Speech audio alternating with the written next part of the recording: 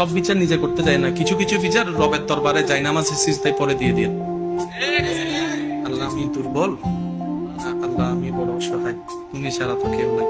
আল্লাহ ওর না ও আছে, ওর না এটা এটা আছে, ওর না অমুক অমুক আছে,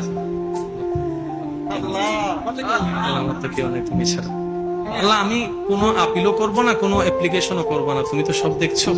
যদি আল্লাহ জুলুম হয় আমার উপর, আমি শুধু তোমার ন্যায় বিচারটা চাচ্ছি। আল্লাহ তোমার ন্যায় বিচার চাচ্ছি।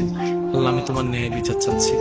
একবার বলে দেখেন, একবার আপিলটা করে দেখেন, তারপরে দেখেন কি বিচারটা আল্লাহ করে।